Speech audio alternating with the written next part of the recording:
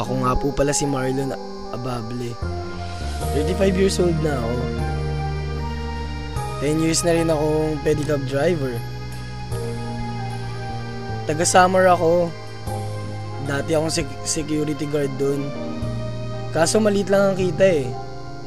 Kaya lumuwas kami dito ng asawa kong si Victoria. Kasama 3 naming anak. Ay pagsapalaran ako dito sa Maynila. Nagbabaka sakali na umasenso. High school graduate lang ako. Ang gusto ko lang naman magkaroon ng regular na trabaho. O kaya maging akin na tong pinapasada kong pedicab. Pero ang talagang pangarap ko, kung sakaling nakatapos ako, maging pulis. Yun ang pangarap ng tatay ko sa akin eh. Kaso wala na siya. At hindi ko rin naman natupad yung pangarap niya. Ayun.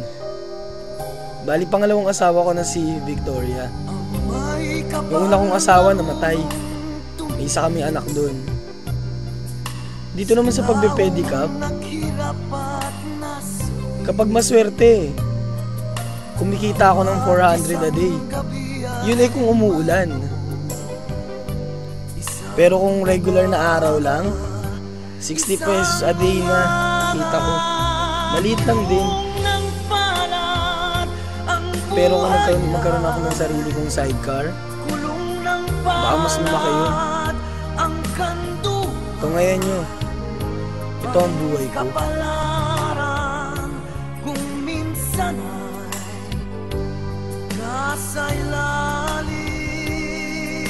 Kahit maraming problema, masaya naman kami. Basta magkakasama kaming pamilya. Sigurado, laugh trip. Isa lang naman ang talagang hiling ko eh. Yung makakain ng 3 beses sa isang araw ang pamilya ko. Mapagtapos ko yung mga anak ko.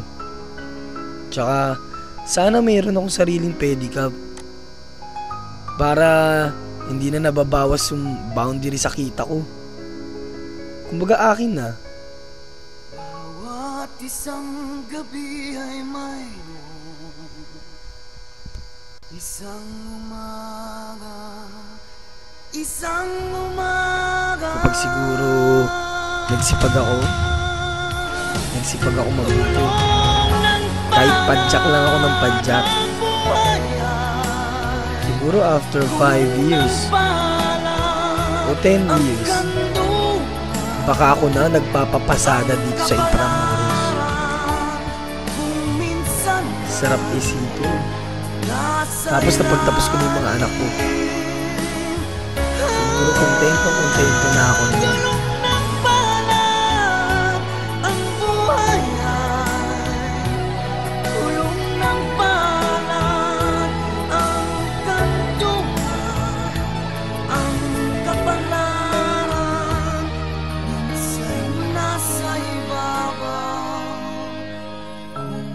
Minsan ang takbo ng buhay mo,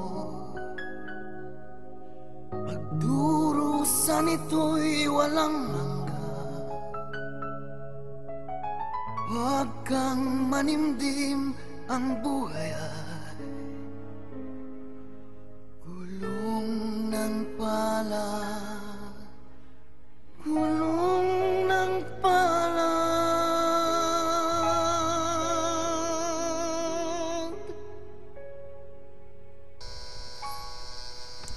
Ang buhay, hindi laging swerte.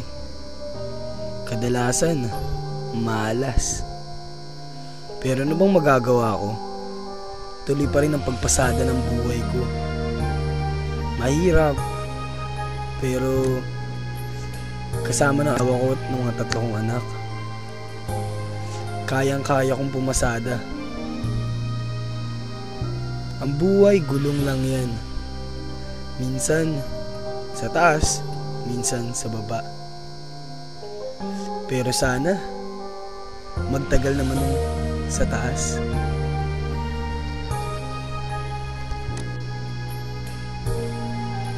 Nagsusumikap ako para pag napag-aral ko yung mga anak ko, sigurado lagi na kaming nasa itaas.